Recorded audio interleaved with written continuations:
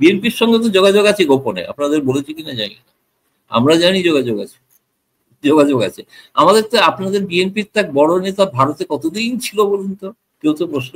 9 বছর ছিল, 9 বছর। আপনার শেখ হাসিনা তো নাকি ওখান থেকে হারিয়ে গিয়েছিলেন, না কিন্তু বাংলাদেশ থেকে হঠাৎ হারিয়ে গিয়েছিলেন। তো হারিয়ে যাওয়ার পর কই শেখ হাসিনা তো বলেননি তোকে ফেরত দিন, উনি তো স্বেচ্ছায় সরকার পরিবর্তনের পর ফেরত গেছে। কিন্তু ওনার বিরুদ্ধে জামাত ইসলাম অভিযোগ করে যে উনি নাকি সেখানে ভারতীয় গোয়েন্দা সংস্থা রয়ের তত্ত্বাবধানে ছিলেন এই 9 বছর, এবং গোয়েন্দা সংস্থা ওনাকে ট্রেন করেছে যে কিভাবে বিএনপি ক্ষমতায় আসলে উনি আবার বাংলাদেশকে ভারতের কাছে বিক্রি করতে পারেন, বিক্রি করে দেবে, বিক্রি করে দেবে। বিক্রি বললাম না, দেশটা সহজ, বিক্রি করাটা খুব সহজ জিনিস। মাছের বিক্রির মতো হয়, সহজেই বিক্রি করে দেওয়া যায়। আমরা যখন তো শুনুন, একটা সময় তো আওয়ামী লীগের লোকেরা তাজউদ্দিন আহমদকে ভারতের চর বলেছে, তাই না? এটা একটা বাংলাদেশের লোকেদের একটা। আর বাঙালির যদি দোষ বলেন, দোষ হচ্ছে দুজন বাঙালি এক হলে না 3টে পলিটিক্যাল পার্টি তৈরি হয়।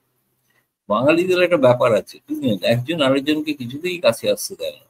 মনে হয় যে এইটা একটা সমস্যা, জিনের সমস্যা আমাদের, বোধ হয় রক্তের জিনের মধ্যে কিছু একটা আছে, যে আমরা এই গোষ্ঠীবাজিতে খুব আর গুজবে চলি, গুজবে খুব বিশ্বাস করি।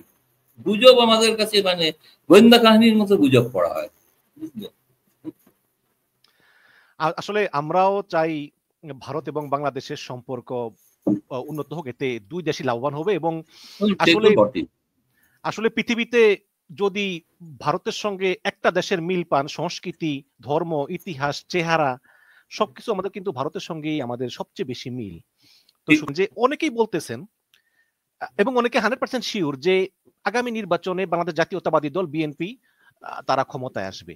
তাহলে আপনি কি মনে করেন যে তাহলেই বিএনপি ক্ষমতায় আসলেই আসলে ভারত সরকার বিএনপির সঙ্গে যোগাযোগ করে শেখ হাসিনাকে ফিরিয়ে আনার ব্যবস্থা করবে এবং একটা রাজনৈতিক একটা স্পেস দিবে যাতে তিনি রাজনীতি করতে পারেন?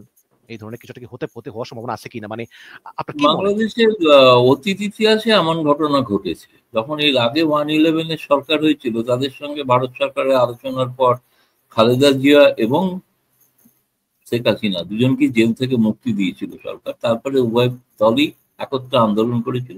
দেখুন, বিএনপির সঙ্গে তো বিএনপিকে যদি বাংলাদেশের মানুষ নির্বাচিত করে, ভারতের কি অধিকার আছে সে ব্যাপারে প্রশ্ন করার কোনো অধিকার নেই। ভারতীয় হিসেবে আমি মনে করি অধিকার নেই সেই সরকারের সঙ্গে। হ্যাঁ, এটা ঘটনা যে নির্বাচিত সরকারের সঙ্গে সম্পর্ক রাখা অনেক সুবিধা হয়, কিন্তু তবুও দেখুন, অতীতে আপনি যদি দেখেন, কেবলমাত্র শেখ হাসিনার সময় ভারতের সঙ্গে সম্পর্ক খুব উন্নত হয়েছিল, এটা ঘটনা, কিন্তু সেটাই একমাত্র তা নয়। 111-এর সময় কিন্তু ডিউটি ফ্রি অ্যাক্সেস বাংলাদেশকে দেওয়া হয়েছিল, তখন কিন্তু সামরিক সমর্থিত সরকার ছিল। ডিউটি ফ্রি অ্যাক্সেস যেটা বাংলাদেশ আজও এনজয় করে, সেটা কিন্তু সামরিক আমলে দেওয়া হয়েছিল। দেখুন, জিয়াউর রহমান তো সার্কের অন্যতম প্রতিষ্ঠাতা, তখন তো রাজীব গান্ধী গিয়েছিল বাংলাদেশে। পরবর্তীকালে ধরুন খালেদা জিয়ার সময় সরকারে বা এরশাদের সময় বুঝি তিস্তা চুক্তির প্রাথমিক চুক্তি স্বাক্ষরিত হয়েছিল, অনেকে ভুলে গেছে। এবং পরবর্তী সময়ে খালেদা জিয়ার সময়ও তিনি এসেছিলেন, বাণিজ্যিক চুক্তি যেগুলো হয়েছিল সেগুলো আজকে যে বাণিজ্যিক যে সম্পর্ক দেখছেন তার ভিত্তিতে কিন্তু খালেদা জিয়ার সময় কিন্তু সেই সরকারের আমলে তখনকার যারা বাণিজ্য মন্ত্রী ছিলেন তাদের সঙ্গে কথা যদি বলেন, আপনি জানতে পারবেন যে তারা কি ধরনের উদ্যোগ নিয়ে কি ধরনের সম্পর্ক তৈরি করেছে।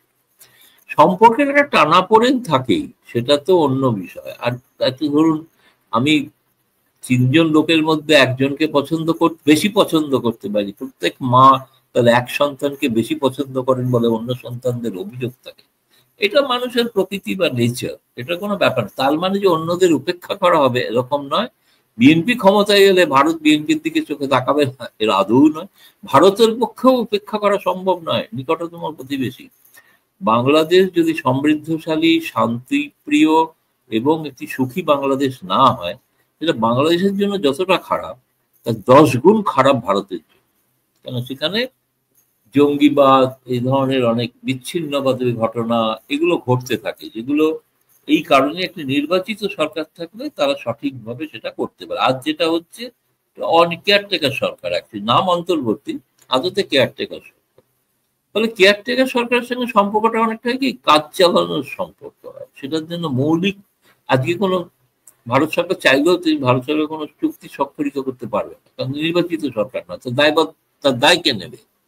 যারা চুক্তি করেছেন অন্য যারা সরকার, তারা কি কারণে করেছেন আমি জানি না। কোনো কারণে যদি ইউনূস না থাকেন ক্ষমতায়, তো সেই চুক্তিগুলোর মানে কি হবে? কিন্তু দেখুন, ভারত বঙ্গবন্ধু শেখ মুজিবুর রহমানের সময় চুক্তি, শেখ হাসিনা থাকাকালীন চুক্তি, সেগুলো সবই কিন্তু আজ কিন্তু বিদ্যমান, কোনোটাই বাতিল হয়নি। এবং সেই চুক্তিগুলো কি পরবর্তীকালে যত সরকার এসছে কেউই প্রকাশ করে। বঙ্গবন্ধুর সঙ্গে যখন ইন্দিরা গান্ধীর চুক্তি হয়েছিল, সেই চুক্তির পরবর্তীকালে যখন খন্দকার মোস্তফা সরকারে আসেন, তিনি কিন্তু সেই চুক্তি প্রকাশ করেন। আর তখন কিন্তু মৌলানা ভাসানী বলতেন ওই চুক্তির মানে বাংলাদেশকে বিক্রি করে দেওয়া হচ্ছে ভারতের কাছে। চুক্তিটা কি আজও কেউ জানে না, এখন নাকি কথা চলতেছে, কেউ জানে না। তো ইউনূস 1 বছর ক্ষমতায় আছেন, আপনারা ওনাকে প্রশ্ন করুন না, চুক্তিগুলো প্রকাশ করুন না। যাদের চুক্তি হয়েছে দেশ বিরোধী চুক্তি, চুক্তিগুলো দেখা যাক না কতটা দেশ বিরোধী হয়েছে। তাদের বাংলাদেশের মানুষ, আমরা ভারতীয় একটু উপকৃত হব, একটু লাভবান হব, জানতে যে সত্যি আমরা কিভাবে বাংলাদেশকে লুট করছিলাম, সেটা একটু জানা দরকার না? সেই চুক্তিগুলো কেন প্রকাশ করছেন না? সাহস থাকলে করুন। আসলে কিছু নাই, এগুলো রাজনীতির জন্য বলতে হয়, বলা হয়। এই ভারতের ক্ষেত্রে হয়, এই চুক্তি করে এসছেন নরেন্দ্র মোদী, দেশকে তিনি বিক্রি করে দিলেন। এই চুক্তি আগে মনমোহন সিং হয়নি, নিউক্লিয়ার ডিল করেছিলেন, বিজেপি অভিযোগ তুলেছিল উনি দেশকে বিক্রি করে দিলেন। দেশ এত সহজে বিক্রি হয়ে যায় না বিরোধী দলের কাছে। আপনাদের বাংলাদেশের এক লেখকের কথা আমি জানি, তিনি কিন্তু আওয়ামী লীগ পন্থী লেখক, এবং ক্রিটিক্যাল লেখক, এবং তিনি তার একটা বইতে লিখেছিলেন যে বাংলাদেশকে খুব সহজেই এই বিক্রি করে দেওয়া যায়, কারণ যেই চুক্তি করে সেই অপোজিশন বলে বিক্রি হয়ে গেছে। যাই হোক, এনিওয়ে, সেটা কথার কথা। আসল কথা হচ্ছে না, আমি মনে করি ধরুন ভারত বাংলাদেশের সম্পর্কটা সত্যি আমরা দুদেশের জনতার জন্য একটা প্রয়োজন। এটা এর মধ্যে ভুল ভ্রান্তি যাই আছে সব থাকতে পারে, হতেই পারে, অস্বাভাবিক কিছু নয়। সেটাকে কাটিয়ে সুস্থ স্বাভাবিক সম্পর্ক রাখার একটা উদ্যোগ ইউনূস সরকারের পক্ষ থেকে আমি দেখতে পাচ্ছি।